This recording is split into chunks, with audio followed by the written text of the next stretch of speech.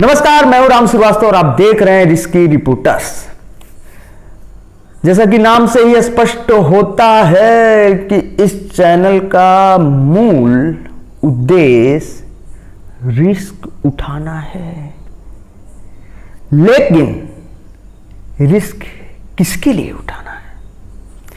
Risk उठाना है इस बिगड़ी व्यवस्था के परिवर्तन के लिए। देश की आजादी के इतने साल हो गए, आज भी फाइलों को आगे बढ़वाने के लिए धन देना पड़ता है। जो नहीं दे पाता उसकी फाइलें दबी रहती हैं।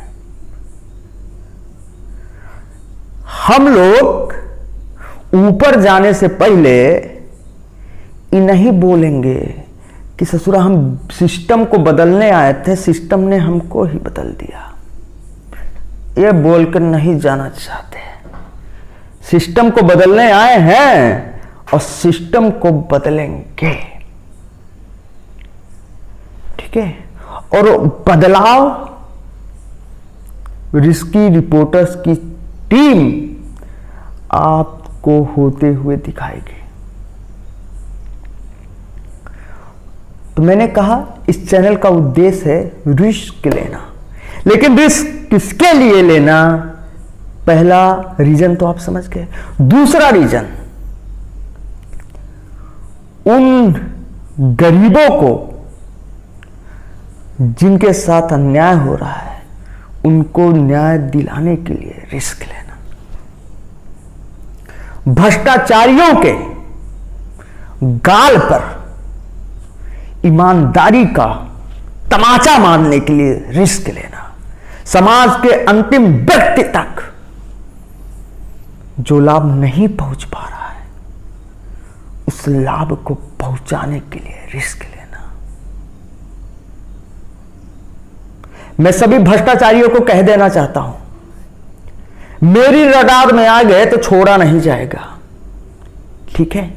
मेरी रडार में आ गए तो छोड़े नहीं जाओगे, मिसाइल दाग दी जाएगी।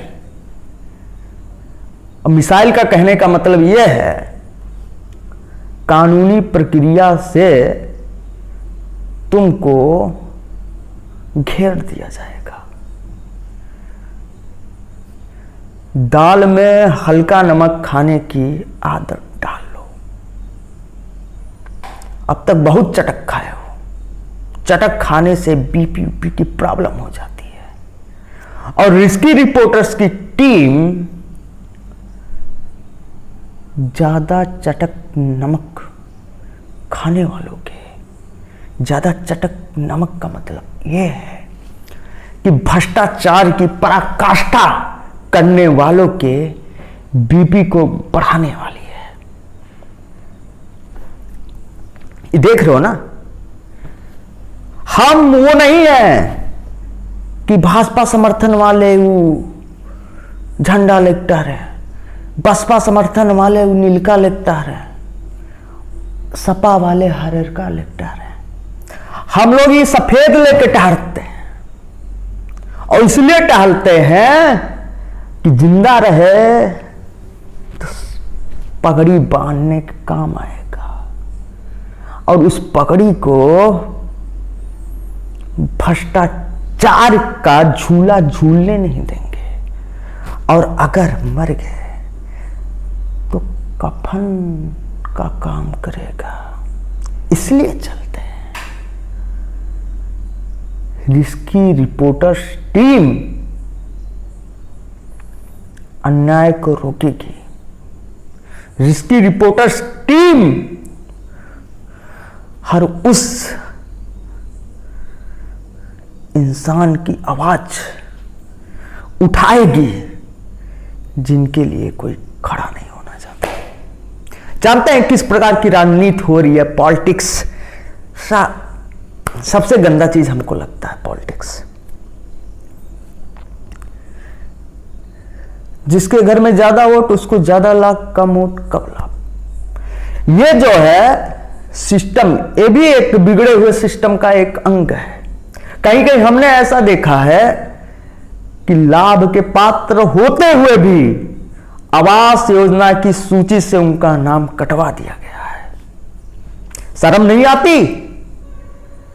इंसानियत बची है?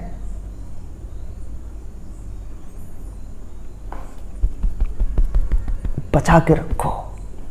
इंसानियत मर गई ना तो आदमी मर गया। तो रिस्की रिपोर्टर्स की टीम हर उस अंतिम व्यक्ति के पास पहुंचेगी जिसके साथ अन्याय हो रहा है। बस शर्त केवल इतना है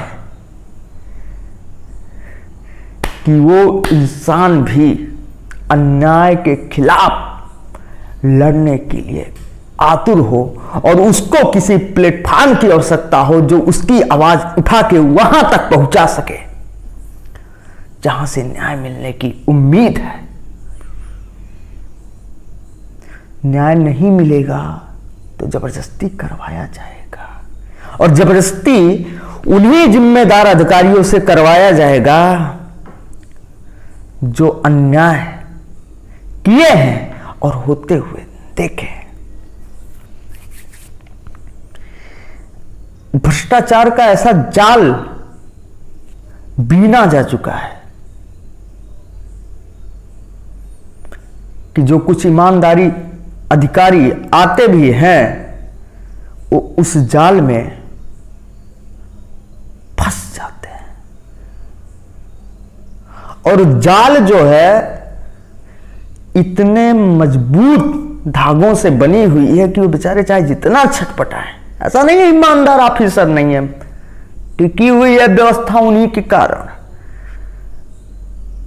वो जाल इतने मजबूत धागों से बनी हुई है कि नहीं निकल पाते। सीढ़ी बनी हुई है, सीढ़ी इससे उससे उससे उससे नीचे से जाएगा, फिर उससे ऊपर से जाएगा।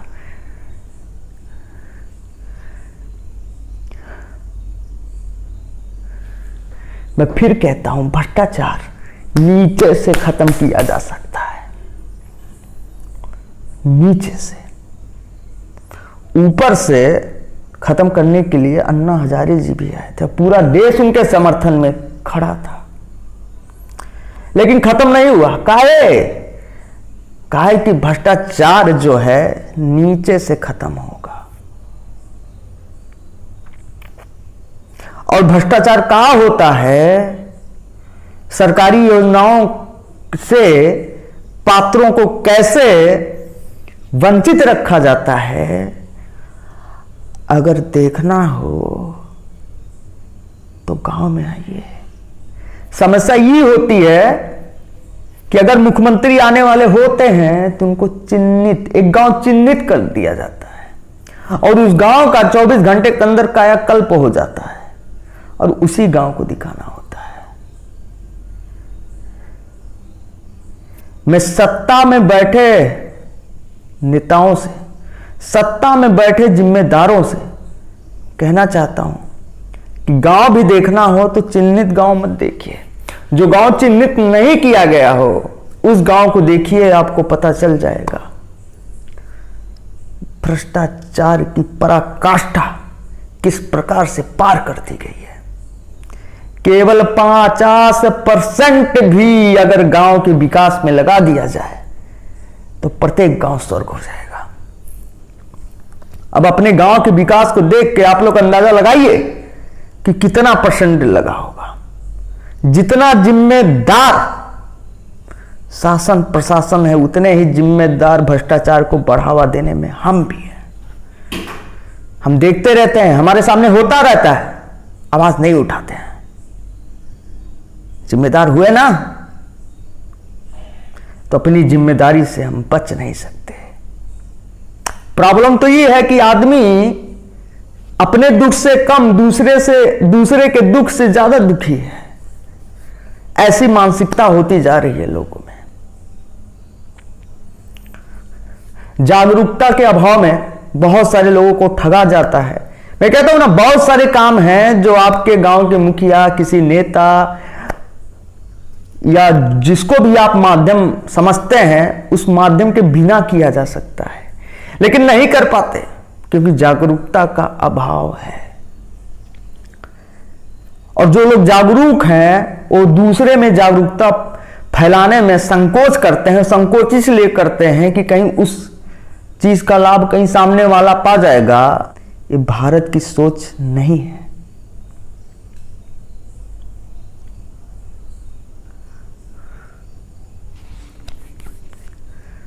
भारत अपने हिंदुस्तान, अपने भारत को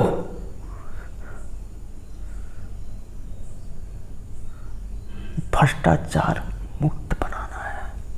लोग कहते हैं नहीं मुक्त हो सकता।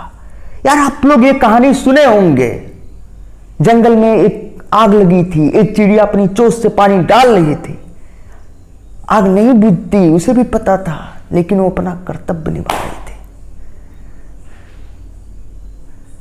उसी कर्तव्य को निभाना है, उसी कर्तव्य को निभाना है। अगर आपके सामने भ्रष्टाचार हो रहा है और आप उसे देख रहे हो, तो जितना भ्रष्टाचार करने वाला दोषी है, उतना भ्रष्टाचार देखने वाला भी दोषी है। भ्रष्टाचार के जन्मदाता जनता ही है। लाभ के उद्देश्य से हम लोगों ने अंग्रेजों को अपने ऊपर शासन करने दिया, लाभ ही छुपा था। भारत इतने वर्षों तक गुलाम रहा, उसका एक ही कारण, सबसे महत्वपूर्ण कारण था लाभ। जिस समय हम अपने राष्ट्र से ऊपर अपना हित समझने लगते हैं, उस समय हमारी मानसिकता गुलामों वाली हो जाती है। लोग कहते हैं भ्रष्टाचार नहीं मिटेगा, क्योंकि जनता खुद ही चाहती है भ्रष्टाचार हो। मैं पूछता हूं एग्जाम्पल क्या है? वो कहते अपना गांव देख लो, सामने होता है नहीं होता है?